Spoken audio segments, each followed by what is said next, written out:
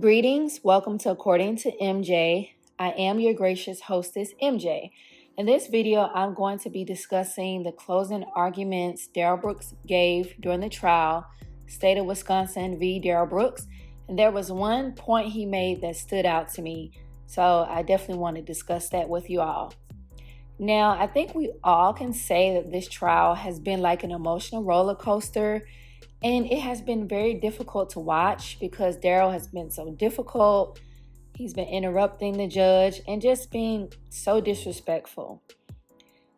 Now, I also like to say that those closing arguments were quite cringeworthy.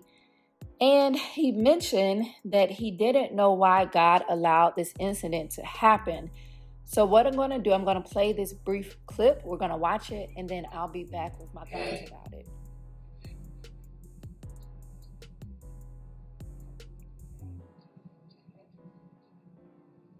For whatever mistakes that I myself have made in my life, I made peace with God.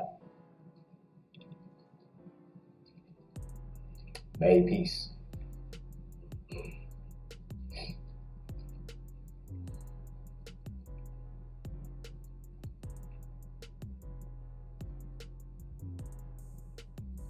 I'm happy to say that my conscience is clear.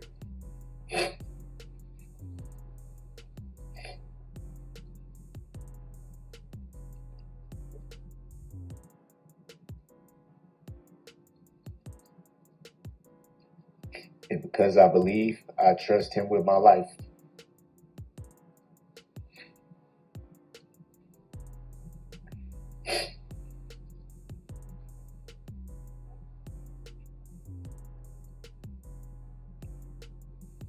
Nobody will never know why it was His will for this to happen.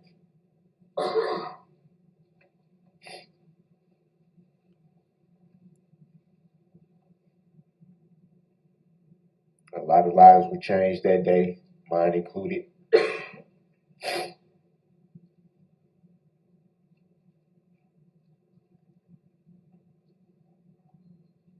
God's way is not our own. And no matter how much sometimes we want to question, we have to have faith.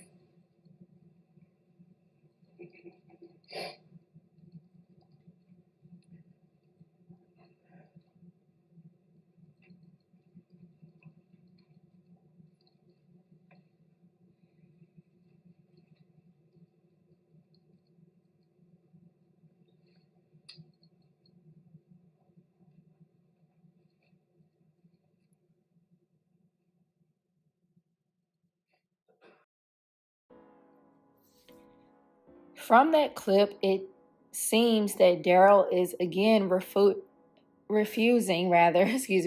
to be accountable for his actions that occurred that evening. Now, I know a few days ago, he was trying to say that there were some kind of malfunctions with the vehicle, which was a Ford Escape. And if that were the case, I know that would be discovered because they did evaluate the vehicle to, determine the condition and what happened. So to me, it was very insensitive for him to say that him driving that Ford Escape through the Christmas parade was the will of God. Like, let's think about that. Let's pause and think about that for a moment. He's saying that it was the will of God, God's will for him to drive that car through the parade. Now, I am of the belief that God gives us all free will, and with that comes consequences. So no one forced him to drive through those people. To me, it's like Darrell Brooks is like this real life version of the Grinch. That evening, people were celebrating life, the holidays, just having a good time with their family and friends. And I really believe that he was so enraged at Erica because, he wanted money from her. And another thing we need to pause about, can you imagine begging for money from a woman that lives in a women's shelter? Like, if she had money, do you think she would be living in a shelter? But I digress, okay? So now understand that God's ways are not our ways, as he mentioned in the clip. But I bet his mother told him that to soothe him, to kind of comfort him. But the fact is that no one told him to drive through those people. he decided to drive through. I know his mother mentioned that when he's in a manic state, he does black out. But whether it was intentional or not, or accidental, he still did it, and he has to, be punished for what he did that evening, right? I just want to say, I really hope with this guilty verdict that the community is able to heal and move forward. And I really hope for Darrell that he's able to mature into a man that takes accountability and responsibility for the things he has done in his life. Now, I know he mentioned all the things he is missing out on. Like, he mentioned that he just had a newborn son that he's unable to kiss and hug. He's missing out on spending time with his other children. He said that his children can't attend school because of bullying. He mentioned the suffering his mother is going through right now. And that is truly sad. And I feel like they should not be punished for his actions because he did that. They didn't do that. But we have to keep in mind the victims. They are suffering too. Like, the families are suffering. The people who are injured, they're suffering. They may be still going to physical therapy or doctors, medical appointments from this incident right now.